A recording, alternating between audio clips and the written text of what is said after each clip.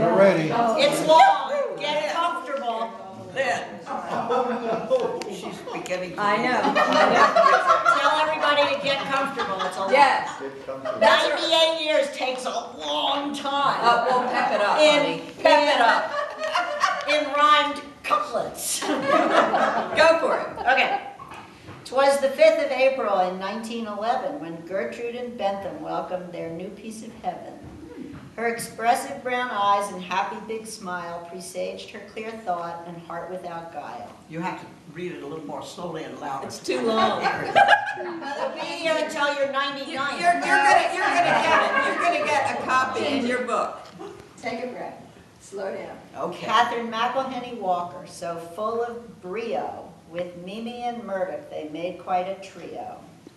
Soon Sister Virginia and a southerly callin', Betty, then Helen, and Aunt Hel, and Nanny's drawlin'. The family was fixed, the town it was Sumter. The neighbors were Edmonds, the crop was a bumper. The preacher's family created a flourish. Their minds and their bodies Sumter did nourish. Tilly and Pinky, Squirby and Red, Jenny was usually the extra in bed.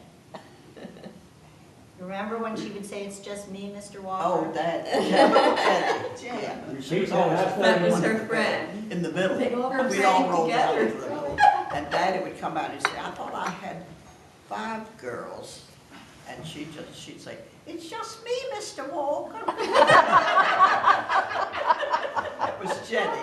She would come and spend the night, and she was always squeezed into the middle. She was real little. And because all the beds went like that. A lovely, lovely person. Yeah. To Winthrop she went with her mind in a whirl, but those rules, how they hampered our active, bright girl. So sleeveless she cuffed, and the mattress she fluffed, even to the roof of the dorm it was stuffed. Remember when you got campused for putting your mattress on the roof? It was right outside my window, and it was the roof of the porch. And all we did was take the mattress off the bed and put it out the window on the roof and spend the night, because it was a beautiful moonlit night. Oh. And of course, Dean Cabot, she would come by that night. And why wasn't I in my bed, you know? You were. And where I was in my bed. About a foot from where I usually was. Really? I had a good argument, but. No, I want to tell her about the cuffs. The sleeveless and Your cuffs. uniform. Oh, we had to wear navy blue uniforms with white collars and cuffs. And in the summer, these long sleeves, you know, South Carolina, we'd roll the sleeves up and then we'd put the we'd go to town with the A cuffs little down. rebel, Adrian.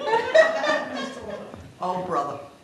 So now I know where I got it from. Yeah. We all Do came not by. look far for more. And if we had a poem about Daddy, it'd be even worse. With Kitty lit, her papers were rife, but the romantic poets were befriended for life. Right? Oh, I love Absolutely. Yes, she's a. With depression now raging all over the land, to the schoolhouse went Catherine to lend them a hand. 4 rooms and a stove with a pump in the yard. The children were hungry. Their life was so hard. Soup I was taught first graders in a 4-room school with a pump and And an outhouses. IOU. And I was supposed to make $60 a month. But I wouldn't get it because there was no money in the school district. South Carolina was broke. It was the 30s. I finished college in 32. And it was between 32 and 35. Soup was the answer, cooked fresh each day. The lessons then learned would brighten their way. You want to tell them about the soup? Oh, yeah. Yeah. We had someone, Del Moore was our principal of our 4-room school.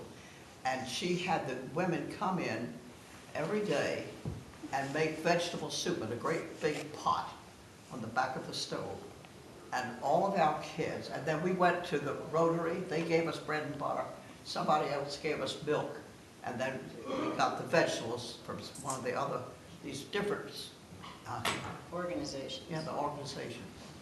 And so every day, everybody got a bowl of vegetable soup and a piece of bread and butter and a glass of milk. And the Jabbo Blanding was the principal. He had said that my first graders would never learn to read. He couldn't measure them in any way. And he said, no, all of my kids learned to read. They were just hungry for nourishment. And they got it. So, The school year over, with time on their hands, 5 girls headed west to see distant lands. The bags were all packed in quite the tall stack, just one for each girl piled up on the back. The Big Easy, New Orleans, was their first stop. A pink lady tasted, it gave such a pop. The trip continued to California and back, 30 days, 20 flats, and 60 greenbacks. $60. It only cost you 60? The whole trip cost each one of them $60. Spending the night, all of my meals, everything. It cost about $60. And 20 for a flats, round trip. none of which they had to fix. And they did not have to fix a single flat. They were all these cute carols. And that was your month's salary. They just Yeah, get in, that sit she on had not paid. and somebody come fix the flat. Yeah, we didn't ever fix a flat. We sat there and laughed. There were 5 of us, and we'd sit and giggle, you know, because the flat tire was underneath 5 suitcases, and it was all time, you know. And it was just too much trouble.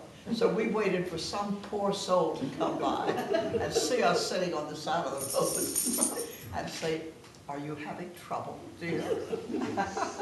And of course, that's what we were having. So we always got the tires. They didn't have to. They were cute. Catherine, did you raise your skirt? What's that? Did you raise your skirt? We didn't have to, honey. Have you ever seen a picture of her in her 20s? Oh, I'd love to. She's gorgeous. Well, friends and suitors, indeed they were legion, for Catherine the One was just out of her region.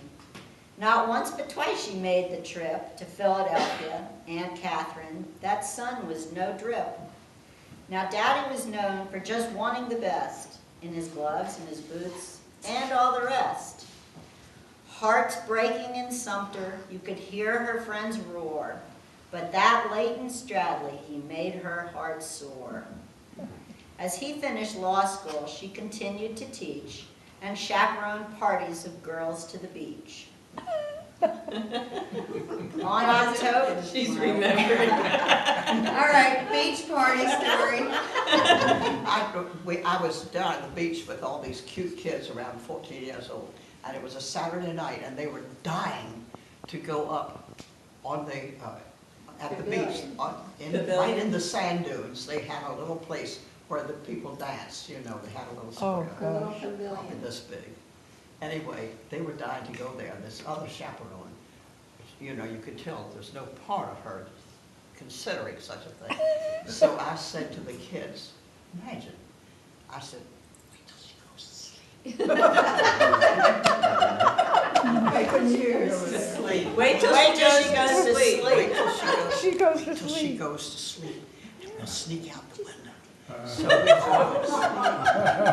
we went sneaking out the window together and went over to Paulie's and watched them dance, you know, up there.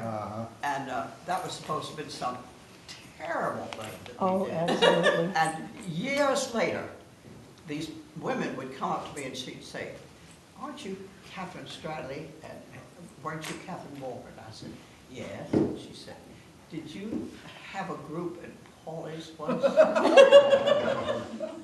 I said, "I had them on the mainland, yes, I did." And she said, "And did you all sneak out of the window at night?" I said, "I think we did." And she was one of them. She had remembered that we Oh, I had. bet she I'm did. sure she I bet they remembered. all did. So, on October the